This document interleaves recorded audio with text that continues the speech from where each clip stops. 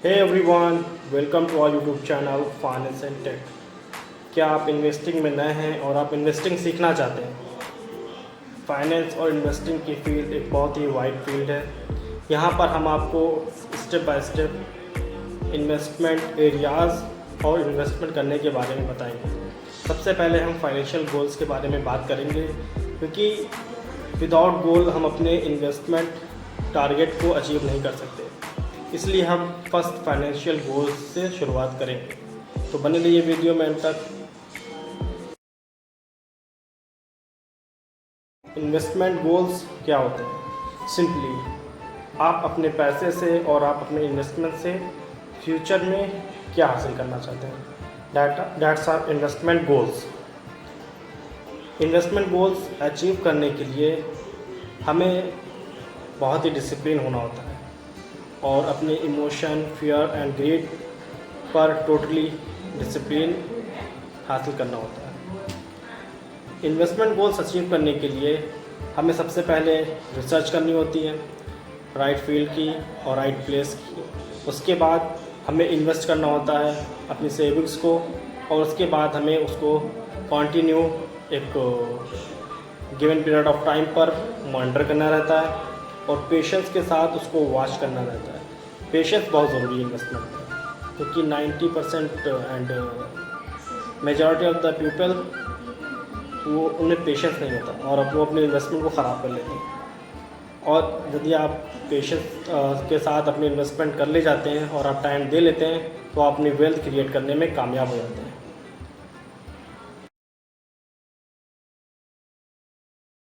Investment in real estate. जब बात investment की हो तो सबसे पहले हमारे दिमाग में रियल इस्टेट आता है, क्योंकि रियल इस्टेट बहुत ही सेफ और कई गुना तक रिटर्न देने वाला सेक्टर है। अगर हमारा इन्वेस्टमेंट रियल इस्टेट में सही हो जाता है, सही टाइम पे हो जाता है, तो हमें कई गुना तक के रिटर्न मिल जाते हैं।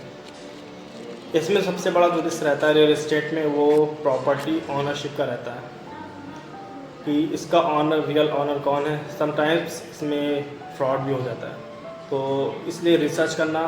इसके दो रियल इस्टेट इन्वेस्टमेंट में दो पार्ट में हम लोग एनालिसिस कर सकते हैं। सबसे पहले प्रॉपर्टी के बारे में, प्रॉपर्टी पेपर्स के बारे में कि सही है कि नहीं, और इसका ऑनर जो है वो रियल ऑनर है कि नहीं।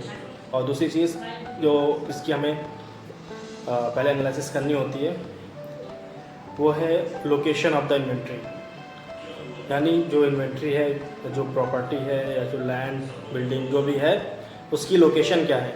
वहाँ फ्यूचर में कोई पब्लिक बिल्डिंग बनने वाली है कि नहीं, लाइक एयरपोर्ट, हॉस्पिटल या कोई टेलीकॉम का ऑफिस या पोस्ट ऑफिस एक्सेट्रा। कोई भी पब्लिक कोई पब्लिक हाउस बनना हो वहाँ पे, क्योंकि ये सब चीज़ें जो हैं ये हमारी प्रॉपर्टी या लैंड जो भी है उसकी वैल्यू कई गुना तक बढ़ा देती है।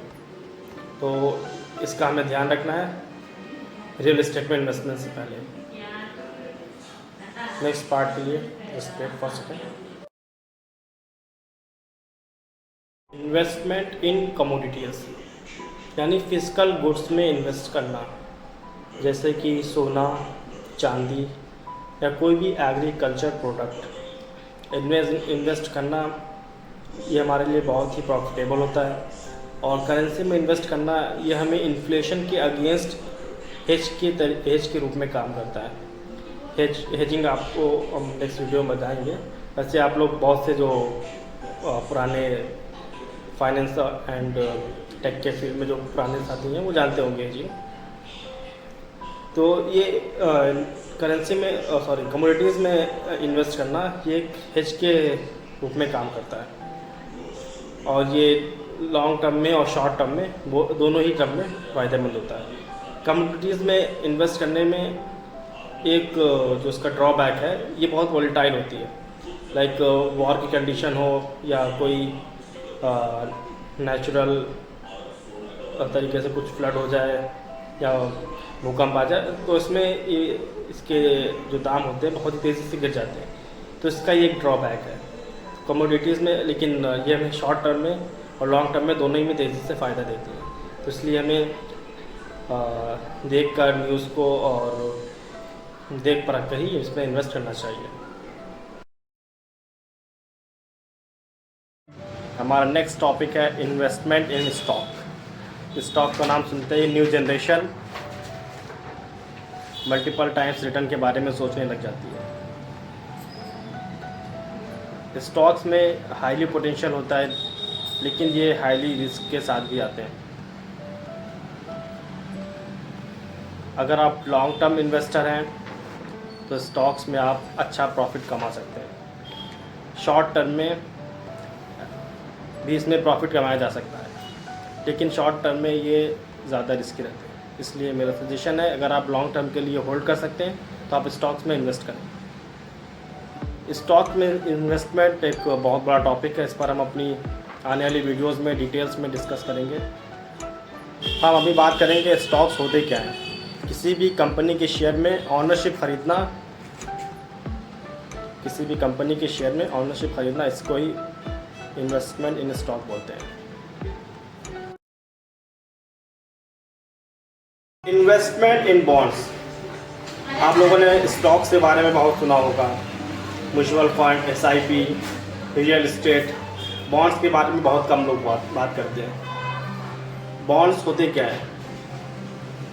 जब गवर्नमेंट को या किसी कॉमर्शियल ऑर्गेनाइजेशन को कुछ कर्ज की ज़रूरत होती है तो जनता से कर्ज उठाने के लिए बॉन्ड इशू करते हैं, और उस बॉन्ड पर वो जो बॉन्ड का जो होल्डर होता है उसको इंटरेस्ट पे करते हैं। सिंपल वर्डों में हम ऐसे समझ सकते हैं इसको। बॉन्ड्स स्टॉक से कंपेरेटिवली लो रिस्क वाले होते हैं, और इस पर हमें एक फिक्स पीरियड ऑफ टाइम पर और फिक्स रेट ऑफ इंटरेस्ट मिलता रहता है। ये इसकी एक ईजी सी डिफिनेशन है।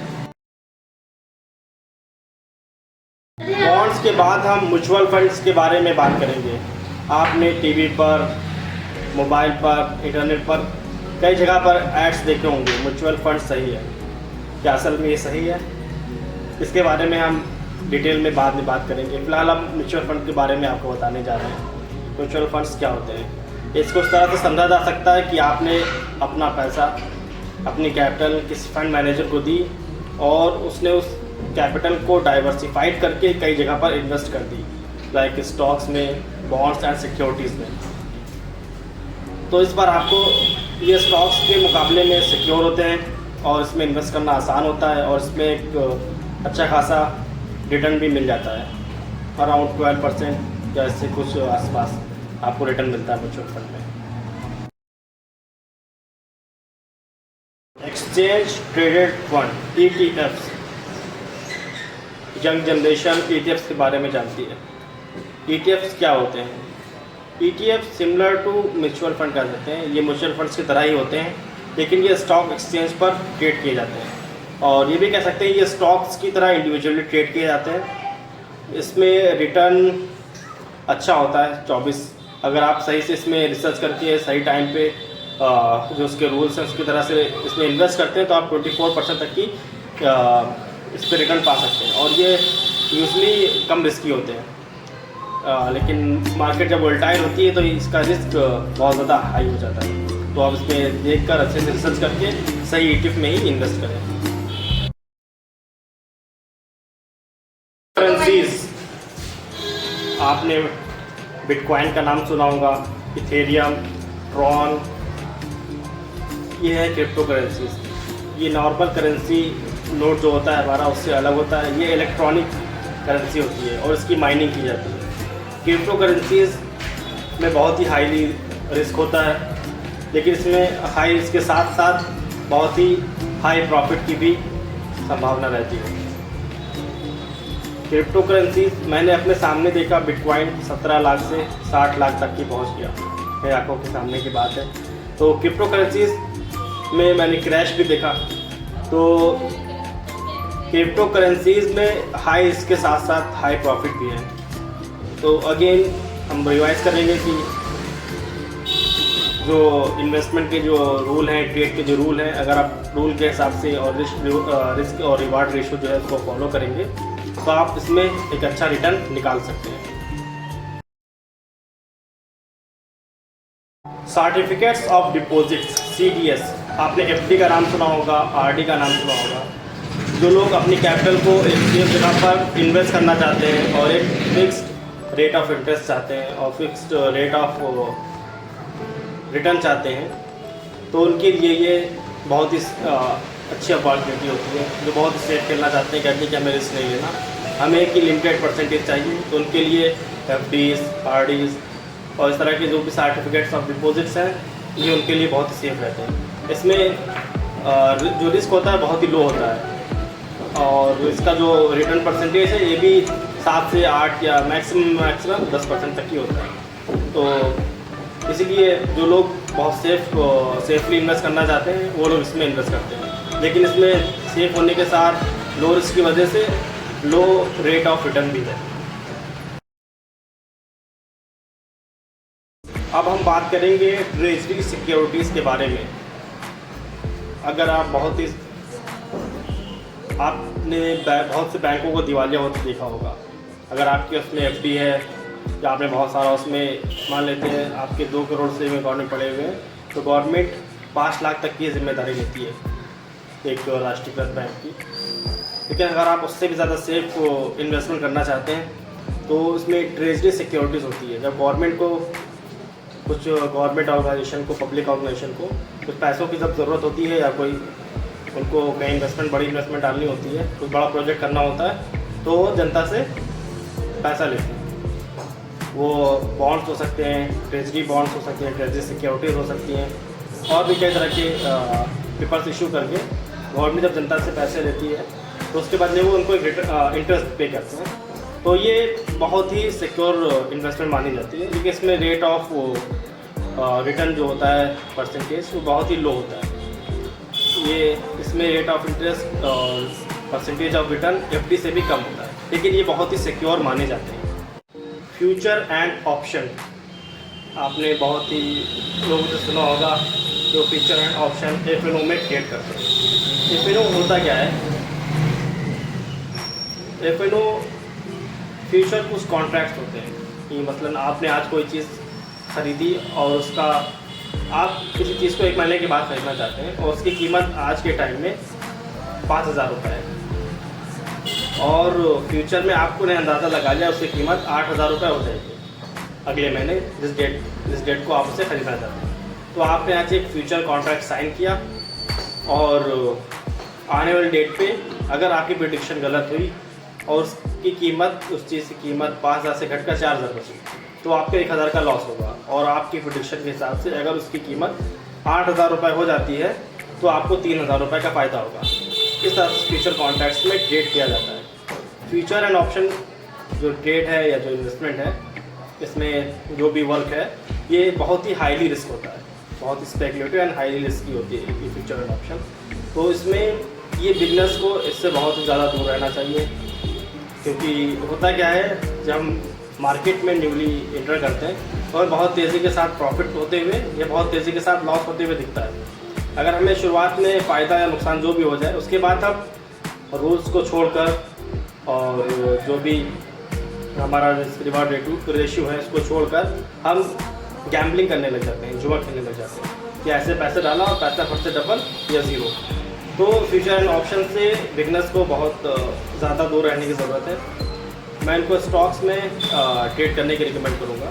और bank Nifty, specially bank Nifty बहुत ज़्यादा वॉलेटाइल होती है, तो बिजनेस स्पेशली बैंक निफ्टी से ज़्यादा दूर है।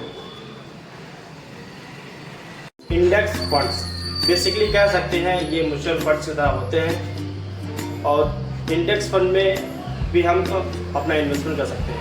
ये स्टॉक्स से कंपेरेटिवली लो रिस्की होते हैं, बहुत ही लो रिस्क। और इसमें जो रेट ऑफ परसेंटेज है रिटर्न का वो अराउंड 12% से 15% तक ही होता है अभी तक जो देखा गया निफ्टी का जो परफॉर्मेंस है। तो ये हमें 12 से 15% तक की रिटर्न देते हैं ETF इंडेक्स फंड्स। और अपने यहाँ स्पेशली सिंगापुर निफ्टी S&P 500 में भी इन्वेस्ट होता है। तो इस तरह से हम इंडेक्स फंड में भी इन्वेस्ट करके पैसा कमा सकते हैं और अपने कैपिटल को इंक्रीज कर सकते हैं। Private equity and venture capital. अगर आपका रिस्क पोटेंशियल बहुत ज़्यादा है, यानी आपका रिस्क एपेटाइट ज़्यादा है और आप रिस्क ले सकते हैं, तो आप प्राइवेट कंपनीज़ में भी डायरेक्ट इन्वेस्ट कर सकते हैं। इसमें रेट ऑफ रिटर्न जो है बहुत ही हाई होता है और आप इसमें बहुत ज़्यादा प्रॉफिट कर सकते हैं अपनी इन्वेस्ट किए गए कैपिटल पर। लेकिन ये बहुत ही हाईली रिस्की भी होते हैं, क्योंकि कंपनी के बंद हो जाने और उसका काम ना चलने का भी हमेशा रिस्क बना रहता है। और किसी नेचुरल कंडीशन और किसी वॉर कंडीशन में कंपनीज बहुत तेज़ी से शट डाउन होती हैं, तो इन केस में आपका पैसा डूब भी सकता है। लेकिन अगर एक बेटर कंडीशन में और बेटर एनवायरनमेंट में अगर कंपनी ने ग्रो किया, तो ये आपको बहुत ही हाईली रिटर्न दे सकती है। अब हम बात करेंगे सेविंग अकाउंट्स के बारे में। हमने इसको लास्ट में इसलिए रखा है क्योंकि आपकी जो मेहनत का जो पैसा है आप उसको अपने सेविंग अकाउंट में डालते हैं, इसलिए तो आपका पैसा सेविंग अकाउंट में एक बहुत ही लो रेट ऑफ इंटरेस्ट से ग्रो करता है। लेकिन सेविंग अकाउंट्स पैसा रखने के लिए सबसे सेफ जगह है। लेकिन अगर आप एक ब्रिलियंट बंदे हैं और आप पैसों को डाइवर्सिफाई कर सकते हैं और आप थोड़ा सा रिस्क ले सकते हैं, तो आप ऊपर बताई गई तमाम अपॉर्चुनिटीज़ में से जो भी आपके लिए सूटेबल है, आप उसमें इन्वेस्ट करके बहुत ही अच्छा रिटर्न प्राप्त कर सकते हैं। तो इसीलिए हमेशा हाथ पे हाथ रख के नहीं बैठना चाहिए। हर कंडीशन में, हर सिचुएशन में कोशिश करते रहना चाहिए, क्योंकि लक हमेशा साथ नहीं देता। लेकिन अगर आप फाइनेंशियली स्ट्रांग हैं तो ये आपको हमेशा एक साइकोलॉजिकल बढ़त दे देता है और आप खुशी से अपना जीवन जी पाते हैं। अब हम बात करेंगे रिस्क और रिवार्ड के बारे में। हर इन्वेस्टमेंट में, हर तरह के ट्रेड में उसका अपना ही रिस्क और रिवार्ड होता है। हर तरह के इन्वेस्टमेंट जिसमें जितना ही ज़्यादा हाईली रिटर्न होता है, उतना ही ज़्यादा उसमें हाईली रिस्क भी हो सकता है। इसीलिए अपनी इन्वेस्टमेंट करने से पहले हमेशा फंडामेंटल एंड टेक्निकल्स देखना भी, फंडामेंटल के साथ साथ टेक्निकल का देखना भी और उसका भी ज्ञान होना बहुत ज़रूरी है। अगर आप अपनी इन्वेस्टमेंट को और अपनी कैपिटल को मल्टीप्लाई करना चाहते हैं और अपनी इन्वेस्टमेंट को लॉन्ग टर्म के लिए होल्ड करना चाहते हैं, क्योंकि लॉन्ग टर्म में ही पैसा कंपाउंड होता है और पावर ऑफ कंपाउंडिंग के बारे में आप जानते ही होंगे। तो अगर आप कंपाउंडिंग की पावर को देखना चाहते हैं तो आपको अपनी इन्वेस्टमेंट को लॉन्ग टर्म के लिए होल्ड करके रखना ही होगा। और अगर आप होल्ड नहीं कर पाए तो आपकी इन्वेस्टमेंट आपको लॉस भी दे सकती है।